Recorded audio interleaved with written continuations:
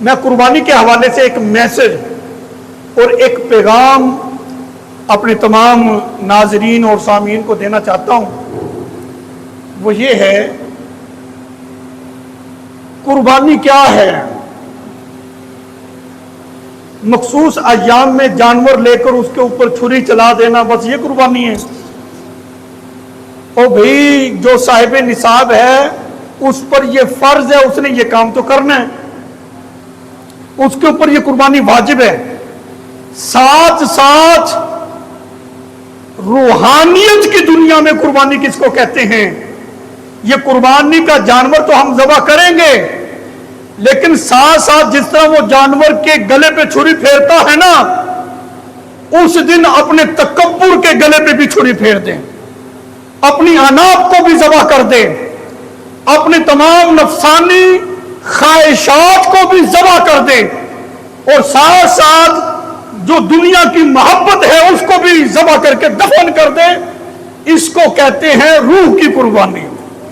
تاکہ قربانی کا صحیح مقصد صحیح معنوں میں ہم سب حاصل کر سکیں. ایسا نہ ہو کہ ساری چیزیں روایتی طور پر، رسمی طور پر چلنا شروع ہو گئی ہیں، کہیں یہ قربانی بھی رسم کی نظر نہ ہو جائے. وہ کہے آج یہ جانور اللہ کی رضا کے لیے ذبح ہو رہا ہے اور میں اپنے گناہوں کو آج ذبح کر رہا ہوں. آئندہ کے بعد یہ بندہ اپنے رب کے حکم کی نافرمانی نہیں کرے گا، کبھی گناہ نہیں کرے گا. اپنی تمام تر نفسانی خواہشات کو وہ ذبح کر کے اس کو دفن کر دیں.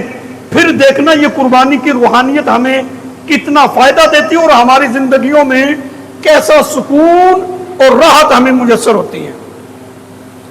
نیکی کرتے ہیں پتہ ہی کوئی نہیں چلتا، نماز پڑھتے ہیں کتابوں میں پڑھتے ہیں، سجدے میں یہ لطف ہے، رکوع کا یہ لطف ہے. میں نے کہا یہ سب کچھ جو کتابوں میں لکھا ہوا ہے ہمیں نصیب ہو جائے گا، لیکن اس پیٹ کو اللہ کے حرام کردہ سے محفوظ کرو، بچاؤ اس کو. اس پیٹ میں لقمہ حلال داخل کرو، اپنے بچوں کے پیٹ میں بھی حلال کا لقمہ داخل کرو. حدیث پاک میں ہے ایسا بندہ جو حرام سے بچتا ہے، یہاں تک کہ غریب ہے، شریف فقیر ہے، غربت کے باوجود اپنے بچوں کے پیٹ میں حرام کا لقمہ داخل نہیں ہونے دیتا. میرے آقا علیہ الصلوۃ والسلام نے فرمایا کہ کائنات کی کوئی شے اس بندے کو جنت میں داخل ہونے سے روک نہیں سکے گی. تو قربانی کا جانور لیں، لیکن رزق حلال سے خریدا جائے. رزق حلال یعنی اس میں کوئی ایسا پیسہ نہیں ہونا چاہیے جو رشوت کا ہو، سود کا ہو. تو ہم یہاں سے اندازہ لگا لیں، جب یہ پیسہ نیکی پہ خرچ نہیں ہو سکتا تو اس پیسے کا ہم نے کرنا کیا ہے؟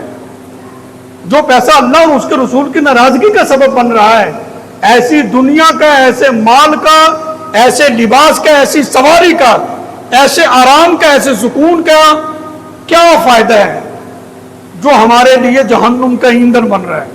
تو ہم کوشش کریں، قربانی بھی کریں اور ساتھ ساتھ عہد بھی کریں قربانی کے ساتھ کہ آئندہ سے یہ ساری زندگی اللہ اور اس کے رسول کے احکامات کے ساتھ گزرے گی.